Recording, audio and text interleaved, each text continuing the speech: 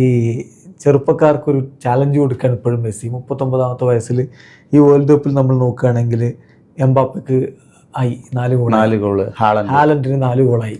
ഇവർ രണ്ടുപേരും ഈ വേൾഡ് കപ്പ് തിളങ്ങും നമുക്ക് ഉറപ്പായിരുന്നു. കാരണം ലോക ഫുട്ബോളിൽ ഇപ്പോൾ ഉള്ള ഏറ്റവും ലേതലായിട്ടുള്ള 2 യങ് സ്ട്രൈക്കേഴ്സാണ് അവർ. അവരോടൊപ്പം എന്നാൽ ഞാൻ തന്നെ മുന്നിലുണ്ടെന്ന് പറഞ്ഞുകൊണ്ട് ഒരാൾ ഇറങ്ങുന്നു എന്നുള്ളതാണ് ഇതിൻ്റെ ഒരു വ്യത്യാസം.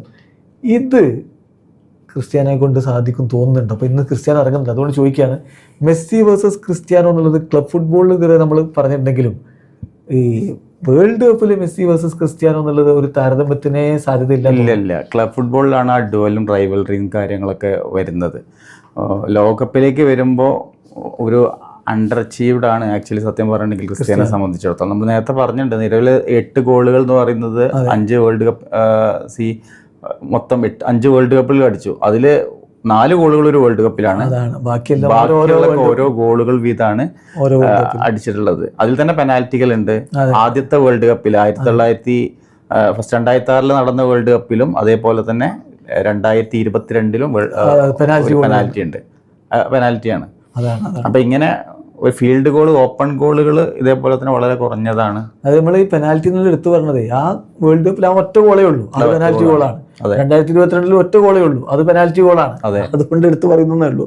അപ്പൊ ഇതിൽ നമ്മൾ ഇപ്പം ഈ ഒരു താരതമ്യത്തിന് ഇനി വേൾഡ് കപ്പിന് സാധ്യതയില്ല. 10 ഗോളിന്റെ ഡിഫറൻസ് ഉണ്ട്. ഇപ്പൊ ഇനിയൊരു ക്രിസ്ത്യാനോ വേൾഡ് കപ്പ് കളിക്കുന്ന ഒരിക്കലും ആരും വിശ്വസിക്കണില്ല. മെസ്സി തന്നെ ഇനി വേൾഡ് കപ്പിൽ ഉണ്ടാവുമെന്ന് പറയാൻ പറ്റില്ല. 10 ഗോളിന്റെ ഡിഫറൻസ് ആക്ച്വലി എന്താ പറയുക, ക്രിസ്ത്യാനോയുടെ നിലവിലെ ഫോമിൽ വെച്ചിട്ട് ക്രിസ്ത്യാനോയെ സംബന്ധിച്ചിട്ടുള്ള ഒരേ ഒരു പോർച്ചുഗലിനെ സംബന്ധിച്ചുള്ള സംഭവം എന്ന് പറഞ്ഞാൽ ക്രിസ്ത്യാനോയെ ചുറ്റിപ്പറ്റി ഒരുപാട് പ്രതിഭാധനരായ പ്ലേയേഴ്സ് ഉണ്ട്. ഈ surrounded by such brilliant players. അപ്പോൾ ഈ പ്ലേയേഴ്സിന്റെ അടുത്ത് നിന്ന് കിട്ടിയിട്ടുണ്ടെങ്കിൽ സ്ട്രൈക്കർ എന്ന രീതിയിൽ അങ്ങനെ ഗോൾ അടിച്ചിട്ടൊക്കെ ഗോൾ അടിക്കാം എന്നുള്ള ആ പ്രതീക്ഷയിലായിരിക്കണം മാർട്ടിനസും തന്നെ യൂസ് ചെയ്യുന്നത്, പ്യുവർ സ്ട്രൈക്കർ എന്നുള്ള രീതിയിൽ.